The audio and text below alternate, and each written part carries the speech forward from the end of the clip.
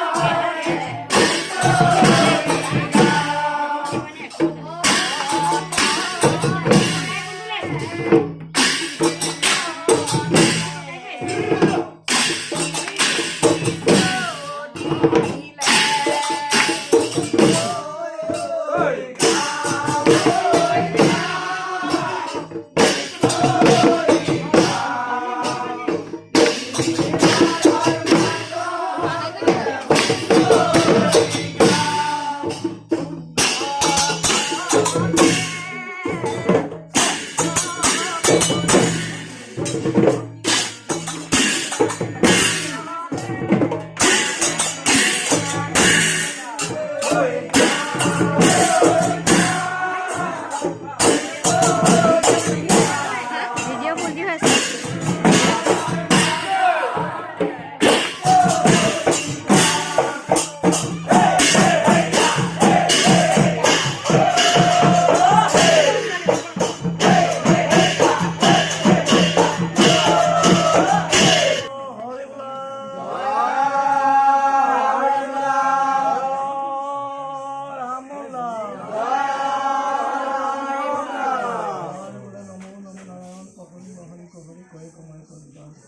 আপোনাৰ মহিমা আপুনি বিকৃত কৰি বিয়োগ কৰা পৰিত্ৰাণ এই পূৰ্ণ কৃষ্ণ ভগৱন্ত কিয়কি এটি অৰিহণা দি প্ৰভু গলে বস্ত্ৰ বান্ধি পৰিছে ইয়াতে দিওঁতে থওঁতে অনেকখিনি অপৰাধ হ'ব পাৰে ঘৰপৰা অপৰাধখিনি মাৰ্জনা কৰি গাহৰ মুখৰ পৰা যেনেকৈ গজেন্দ্ৰক উদ্ধাৰ কৰিছিলে ঘৰখনৰ সকলোকেইটা পানীকে দুমগৰ প্ৰকাশ কৰি ঈশ্বৰ কৃষ্ণই কৃপা কৰিব লাগে এই প্ৰাৰ্থনা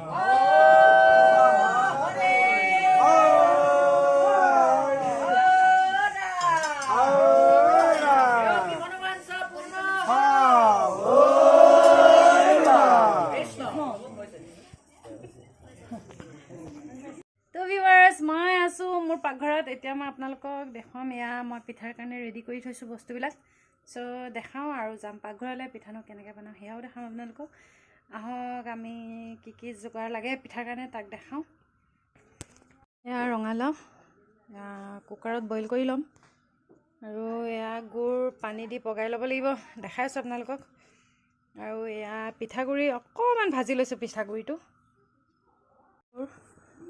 1 কেজি গুড়ত এপোৱা পানী দিব লাগে, আৰু অকণমান পনীয়া হ'লেও কোনো কথা নাই। এয়া ৰঙালাও কুকাৰত বইল দিছোঁ, তাৰপিছত বাকীখিনি প্ৰচেছ আপোনালোকক দেখুৱাই আছোঁ। ঠিক আছে,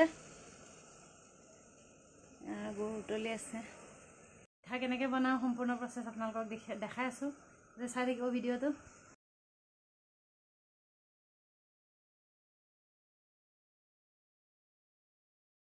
নিমখ দি দিম, আৰু এতিয়া আমি এনেকৈ মাৰি ল'ম পিঠাকেইটা ৰঙালাও দি।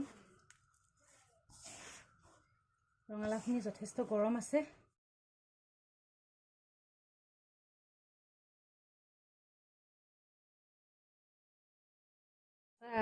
চাউলৰ গুড়িখিনিও ভাজি লোৱা হৈছিলে, গতিকে ইয়াত বহুত সিজিব লগা নাই। তথাপি আমি তেলত এইখিনি ফ্ৰাই কৰিম। এতিয়া ব'লকচোন তেলতনো কেনেকৈ ফ্ৰাই কৰোঁ আপোনালোকক দেখুৱাওঁ।